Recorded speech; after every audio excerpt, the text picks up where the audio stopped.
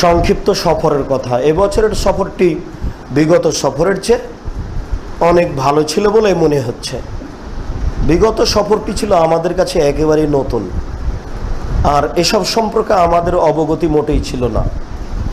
সেই হিসাবে এবারের সফর তুলনামূলক ভালো। তবে ব্যক্তিগত আলোচনা, যাকে টিভি টক বলছে, এটা আমার ইচ্ছা বেশি ছিল, কিন্তু জাকির নায়েকের ইচ্ছা বেশি না থাকায় এটা কম হয়েছে। আমার ব্যক্তিগতভাবে 69টি বক্তব্য হয়েছে। তিনি আমাদের সাথে সাক্ষাতে যা কথা বলেছিলেন তার একটি কথা ছিল টক শো বা গ্রুপ ডিসকাশন, জিডি, এটা বেশি হতে হবে। এটা মানুষে ভালোবাসে, তার নিজের বক্তব্য। এই কারণেই সমষ্টিগত আলোচনা বেশি হয়েছে। তাতে আমার পক্ষ থেকে হয়েছে 250টি। এগুলো বেশি সময় সাপেক্ষে যা দেখতে পাওয়া যাবে। আমরা আহলে হাদিসের সংখ্যা কম ছিলাম, আমাদের মাঝহাবি ভাইরা অনেক বেশি ছিলেন। সব মিলে আলোচনায় কোনো কোনো জায়গাতে আংশিকভাবে আলোচনা মুখোমুখি হলেও সব মিলে মোটামুটি ভালো আছে। তাদের সাথে আমরা কোনো সময় দুর্বলতা দেখানোর চেষ্টা করিনি, বাহাদুরতা বজায় রাখার প্রাণপণে চেষ্টা করেছি। তারা আমাদেরকে না দেখে যা ভাবত, সাক্ষাতের পরে বাস্তব আলোচনায় তা ভিন্ন হয়ে গেছে। তাদের ভুলটা এমনভাবে ভেঙে গেছে, তারা মাঠে গিয়ে ভাবছ, আমরা তো দেখি ভাবছিলাম এক, মাঠ দেখছি আর একরকম। তার মানে একটা বাক্য বললে আমরা 5টা হাদিস পড়ি। কোথায় পাবে এসব? ভাবতেই পারে না যে বাস্তবতা এরকম হতে পারে। তো এদিক দিয়ে আলহামদুলিল্লাহ মাঠও ভালো। জাকির নায়েকের সাথে আমাদের সাক্ষাতে অনেকে অনেক কথা বললেন। আমি যা বললাম তার প্রথম কথাটি হচ্ছে, আমি বললাম আপনার ছেলে মেয়ে কয়জন? তিনি বললেন আমার 2টা মেয়ে, 1টা ছেলে। আমি বললাম আপনি কি কেরালার মানুষ না বোম্বাইয়ের মানুষ? আমি বোম্বাইয়ের মানুষ।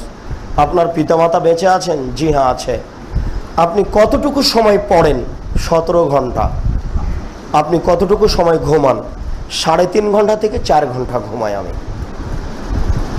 আচ্ছা, আপনি কি বাংলাদেশে পিস স্কুল বা পিস পাবলিশিং এরকম কোনো প্রতিষ্ঠানের অনুমতি দিয়েছেন?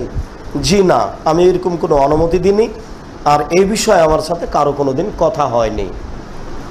বাংলাদেশে কোনো পিস স্কুল বা পিস পাবলিকেশন এরকম কোনো কথা জাকির নায়েকের পক্ষ থেকে হয়নি। আমি বললাম আপনি কি ঢাকায় এরকম পিস স্কুল খোলার পরিকল্পনা করেন? অনেকদিন আগেই করেছিলাম, এখনও নিয়ত আছে, তবে পরিস্থিতি খুব জটিল। আপনি কি বাংলাদেশে প্রোগ্রামের জন্য যেতে ইচ্ছুক? আমি খুবই ইচ্ছুক, কেমনে যাই? এই কথা বললেন। ভাবে মনে হচ্ছে যে ঢাকায় আসা তার না আসা তার জীবনে একটা ঘাটতি হয়ে আছে। দেশের জন্য তিনি বললেন যে রবি শঙ্কর, ওই যে শ্রী রবি শঙ্কর, তার হাত খুব বড়, এর কারণে আমাকে অনেক কিছু কষ্ট ভোগ করতে হচ্ছে। তার মানে জজ কোচ হাইকোর্ট তার হাতে আছে। ও খুব মানে হিন্দুদের কাছে খুব বড় মানুষ। এই কথাটা বলে তিনি তার দেশের একটা অসুবিধা পেশ করতে চাইলেন। তারপর আমি বললাম যে বক্তব্যের পর্যায়ে মাঝে মধ্যে মানুষ হাত তালি দেয়, এটা ইসলাম অনুকূলে নয় আমরা বলছি, বিশেষ করে তাকওয়ার প্রতিকূলে। তিনি যা উত্তর দিলেন তা যা দিলেন, বললেন বহু মানুষ থাকে, বিভিন্ন ধর্মের থাকে, এরকম কিছু বললেন। এরপরে আমি বললাম আপনার পিস স্কুলে ভর্তি হয়, আরেকটা জিজ্ঞাসা করলাম, আপনার ওই সদাকাল্লাহুল আজিম, এই কয়েকটা জিজ্ঞাসা করলাম। এই জিজ্ঞাসার উত্তর তার কাছে খুব একটা স্পষ্ট বলে আমি মনে করলাম না। যা হোক, তিনি যেটা ভালো মনে করছেন, মানুষের বিভিন্ন ধর্মের মানুষের উপস্থিতি, এইগুলো দিক দিয়ে তিনি সেগুলো প্রয়োজন মনে করেন। আমি মনে করতে চাইলাম তাকওয়া যেখানে, কতজন সেখানে, এটা ভাববার বিষয় নয়। তাকওয়াকে সামনে রেখে কাজ করতে হবে, এটা আমি তার কাছে পেশ করলাম। তারপর আমি বললাম আপনার পিস স্কুল যেটা বোম্বাই আছে সেখানে ভর্তির কি ব্যাপার?